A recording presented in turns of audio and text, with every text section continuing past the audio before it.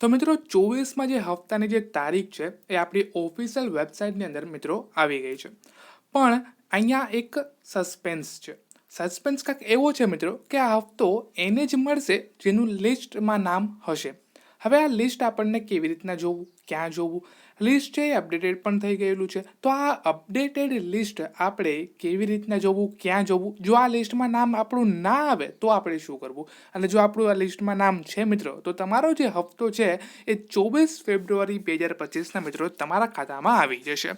આપણે વાત કરીએ હવે નામ જોવા માટે. તમે સ્ક્રોલ ડાઉન કરશો, નીચે જાશો એટલે આપણે બેનિફિશિયરી લિસ્ટ છે એના ઉપર તમારે ક્લિક કરવાનું રહેશે મિત્રો. એના ઉપર તમે ક્લિક કરો એટલે તમારું સ્ટેટ છે એ તમારે નાખવાનું રહેશે મિત્રો. ફોર એક્ઝામ્પલ ગુજરાત મારું સ્ટેટ છે. ગુજરાતની અંદર તમારું ગામ છે ક્યાં આવેલું છે તે તમે સિલેક્ટ કરો.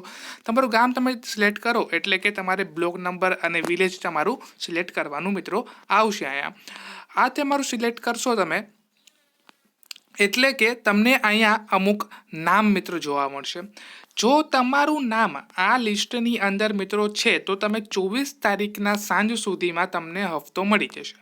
પણ જો તમારું નામ મિત્રો આ લિસ્ટની અંદર નથી તો મિત્રો સૌપ્રથમ તમારે આ લિસ્ટની અંદર તમારું નામ અપડેટ કરવાનું રહેશે. ફોર એક્ઝામ્પલ કે આપણે માની લઈએ કે આ હપ્તો તમને કદાચ ન મળે, કેમ કે 2 દિવસમાં મને નથી લાગતું કે આ ઓફિશિયલ વેબસાઇટ ઉપર તમે તમારું નામ અપડેટ કરાવી શકો છો. તો તમારું નામ અહીંના લિસ્ટમાં ના હોય તો તમારે જે ગામમાં પંચાયતની જે ઓફિસ છે ત્યાં જઈ અને તમારે આ ફરિયાદ કરવાની રહેશે કે મારું લિસ્ટમાં નામ નથી આવેલું અને મને 19મો હપ્તો નહીં મળે. એવી રીતના તમારે આખુંને ફરિયાદ નોંધાવવાની મિત્રો રહેશે.